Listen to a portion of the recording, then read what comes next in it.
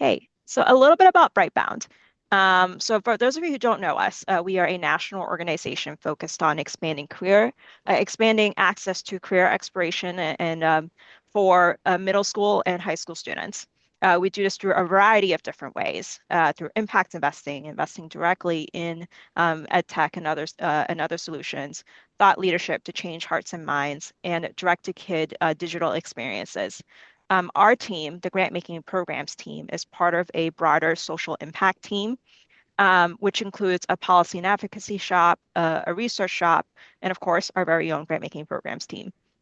Where we really see like our social impact team as the field-facing cohort of all the ways that Brightbound creates impact, specifically supporting the ecosystem of adults, practitioners, and policymakers. And our grant making programs, we're seeing it as the innovation lab arm of our social impact work that will let us test and scale different solutions, in particular for historically underserved communities across the country, implement policy and programs at scale, and build a base of evidence. We are a small but mighty team. So you have myself, I'm Annie Dwong Turner. I'm the director of grant making and programs. We also have Jing, who's online, Heather also online, and Beth, our colleague who's unable to join us today. And at that, I will pass it over to Jing to share a little bit more about our grant making strategy and what we've done so far. Thank you so much, Annie. So as she said, my name is Jen Coxwell, Associate Director of Youth Initiatives here at Brightbound. So really in charge of making sure that we are serving young people both internally in our organizational structures and systems, as well as externally and through grant making. So excited to be here with you all. We did just want to start by sharing a high-level overview of our grant making over the past year. So we were able to support about 28 organizations committing more than or about $20 million over a 3-year period. So we really offer longer term funding. That was a dedicated choice for us, or not a deliberate choice for us, really giving organizations the time to think strategically, strengthen sustainability practices, and really plan beyond the more traditional shorter 1-year term cycles. So of that 20 million allocated, we were especially excited to pilot a Massachusetts-specific youth grant-making program. We were able to engage about 136,000 stakeholders across our network. And really excited about that. So in terms of our 2025 funding, we again were projected to impact nearly 3,600 individuals. So that's students, employers, industry leaders, community members, caregivers. So really proud to be a part of a broadening effort to expand access, opportunity, and awareness across this career-connected learning ecosystem.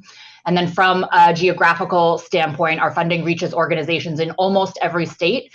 In a few cases, support may come through national campaigns rather than funding for a specific local program, but our goal remains the same, to really ensure broad access and meaningful reach across all of the communities that we support. So this is just kind of a high-level overview of the areas we have been able to support.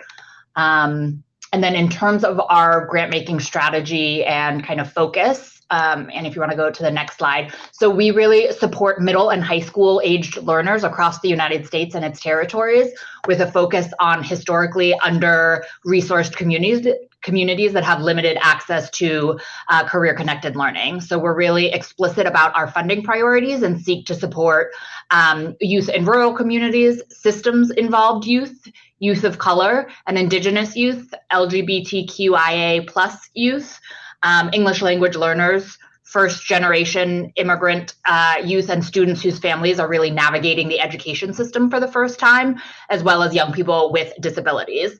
So we think that kind of funding as we think about our funding as kind of spanning a full life cycle of a learner, so organized through 3 areas that we call kind of explore, experiment, and navigate. These pillars kind of naturally overlap across areas, but we generally look to fund programs that are intentionally designed around one or more of these kind of key concepts that you can see here. So for explore, that is really thinking about opportunities that help young people discover the different careers, uncover their interests, and really identify their strengths. So really exploring the different options that are available to a young person.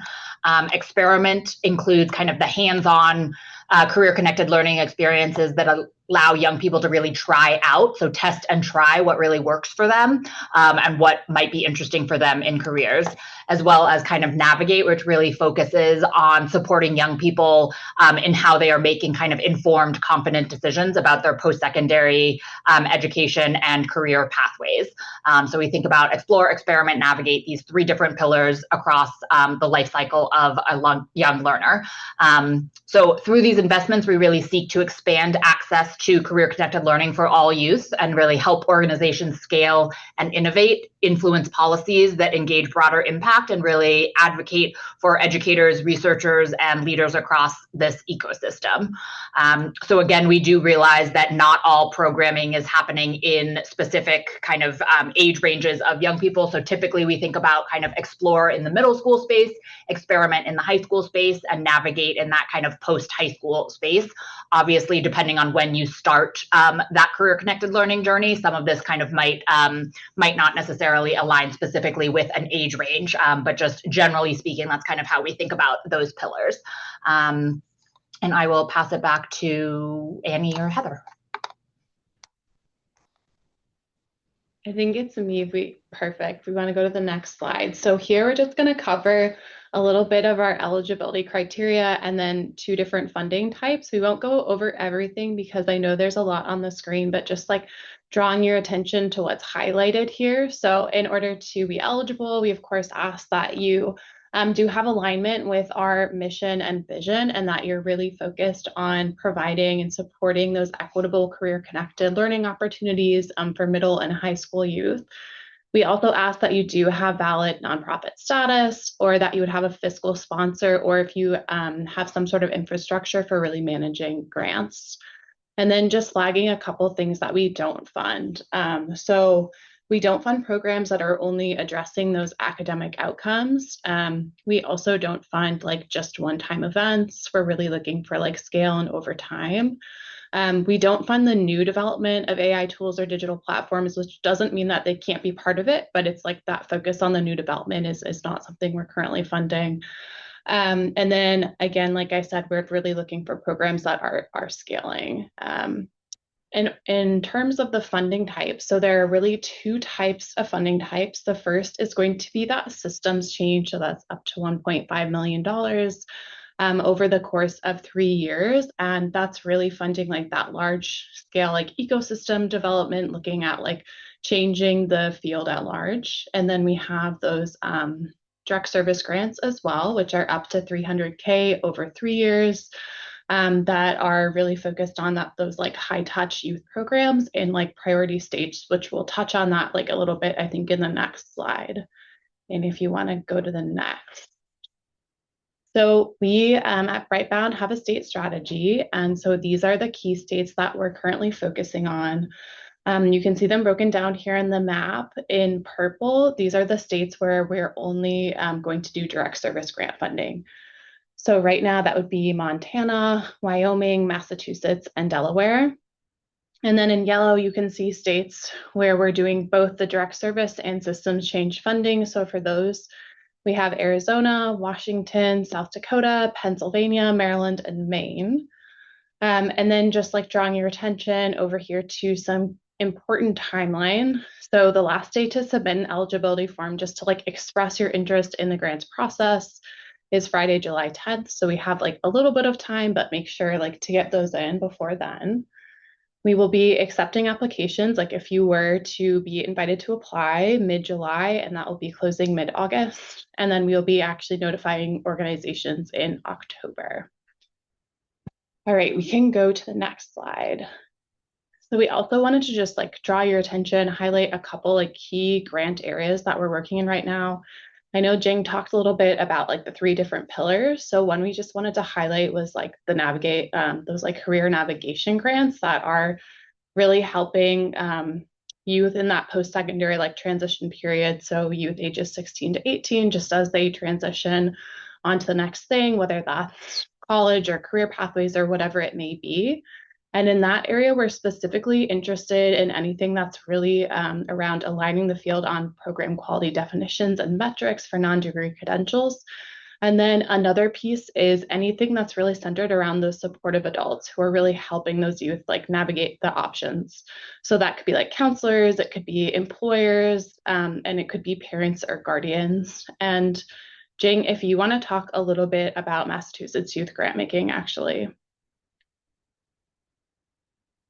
Gotta take myself off mute. Yes, absolutely. So we piloted last year a youth grant making effort. So we had about 15 young people from across the state of Massachusetts partake in a youth grant making program. So they were able to learn a little bit about the history of grant making and philanthropy in the United States.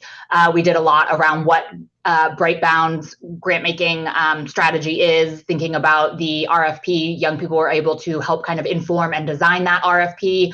We then sent it out to different organizations across Massachusetts that were providing direct service programming in the career connected learning ecosystem. We got about 15 or so organizations submit proposals. Those young people reviewed and read those proposals. The organizations were notified that young people would be reviewing those proposals, so made sure that their language was tailored to a high schooler being able to read and review that proposal. And they ultimately selected 3 different organizations that we were able to fund at the same kind of direct service amount as our traditional grant making. So we are doing that again this year, which we're really excited about. So partnering with a local nonprofit that really does some great youth engagement work. So that will be kicking off in July, and we will have applications open to different nonprofits across Massachusetts. It'll be kind of early July through the end of July. So we'll give organizations about a month to be able to draft and submit proposals for that. So if you are a nonprofit organization that is providing direct service work to young folks that are in the Massachusetts area, you would be eligible to apply for that. So in your eligibility forms, when we talk about next steps, feel free to just note that. And we will also make sure if you kind of qualify for the Massachusetts Youth Grant Making cohort, then we'll also kind of automatically put you into that as well. So we will follow up with more information on the exact dates and times of those RFPs, but excited to share that out with folks. Awesome, thanks, Jing. And Annie, you can go to the next slide. Perfect. So this is just a little about our review criteria. I'll go over this pretty quickly.